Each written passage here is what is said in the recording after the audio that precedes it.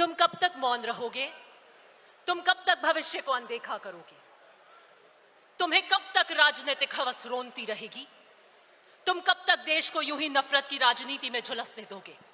तुम कब तक झूठ कपट के हवाले होने दोगे देश को? ये कुछ कठोर प्रश्न है हमारे सामने, जिसे आज हमें ईमानदारी से जवाब देना होगा।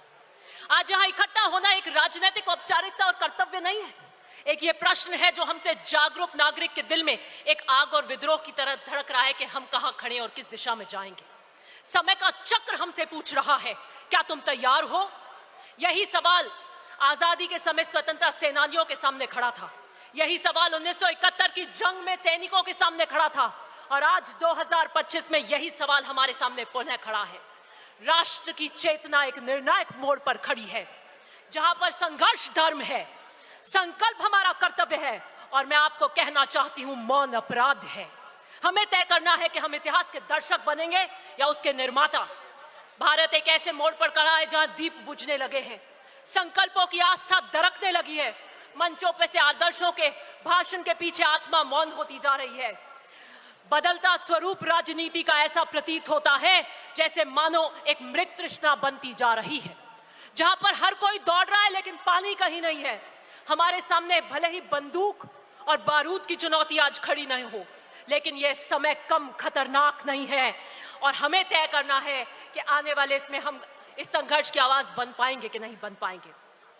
साबरमती के किनारे अहमदाबाद की सरजमीन पर खड़े होकर मैं सोचती हूं कि अगर गांधी जी हमारे बीच होते इस अधिवेशन में तो क्या सोच रहे होते। मुझे लगता है वो इस नए भारत को देखकर फफक फफक कर रो रहे होते, और वो कहते हैं कि वो भारत नहीं है जिसे मैंने देखा हो। इस भारत को देखकर उनका मन बहुत व्यथित होता। वो देख रहे होते कि किस तरीके से किसान आज हताश है, उसके चेहरे पे उनको झुर्रियां दिखती हैं। किस तरीके से मजदूर जो अपने हाथों की चोट लिए उम्मीद का संगीत बजाता है, आज उसको किस तरीके से हताश पे कर रखा है। नौजवान किस तरीके से उसकी आंखों में निराशा है, जो अपने अवसरों के अभावों में अपने सपनों को कुचलते हुए देख रहा है। उस मां की चीख है, उस स्त्री की वेदना है। आज का संघर्ष संविधान बना तानाशाही का है। आज का संघर्ष लोकतंत्र बनाम अधिनायकवाद का है। कुछ लोगों की इच्छा संविधान बन चुकी है, उनकी इच्छा ही संविधान बन चुकी है। मैं आपको यही कहना चाहती हूं कि बीजेपी आरएसएस ने धर्म की राजनीति को अपना औजार बना दिया है। संसद को एक सिर्फ मोहर लगाने वाली मशीन बना दिया है। बीजेपी राम का नाम तो लेती है लेकिन नीति रावण की रखती है। कृष्ण का उपदेश देती है लेकिन चालें शकुनी की चलती है। गॉडसे का महिमा मंडन करती है, गांधी के सिद्धांतों को आत्मसात नहीं करती। सरदार पटेल की मूर्ति तो बनाती है लेकिन उसके एकता के सिद्धांत को नहीं अपनाती। ये देश नफरत का राजपथ बन चुका है। मैं इन कांग्रेस जनों को कहना चाहती हूं, उठिए और राहुल गांधी का न्याय पथ में उनके साथ चलिए। संवाद की जगह आदेश ने ले ली है, असहमति की जगह दमन ने ले ली है। ये तानाशाही निजाम कब्रिस्तान, शमशान, मंगलसूत्र, मुजरा, बटेंगे तो कटेंगे जैसे नारों की राजनीति कर रहा है।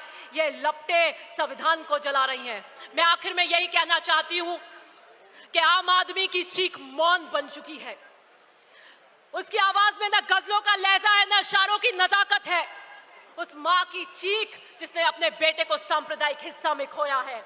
गुजरात की यह धरती हमें क्रांति के लिए पुकार रही है। कांग्रेस का ये कार्यकर्ता बापू की अहिंसा का संकल्प है, नेहरू का विजन है, सरदार पटेल का लौह संकल्प है, लाल बहादुर शास्त्री की सादगी है, इंदिरा गांधी का साहस है, राजीव गांधी का बलिदान है, सोनिया गांधी का संघर्ष है, और राहुल गांधी का धैर्य है। ये समय, आई एम जस्ट कंक्लूडिंग, ये समय भीष्म की प्रतिज्ञा का है, ये भीष्म मौन का नहीं है। आइए चलिए और राहुल गांधी जी के इस न्याय पथ में उनके साथ कंधे से कंधा मिलाकर चलिए। बहुत बहुत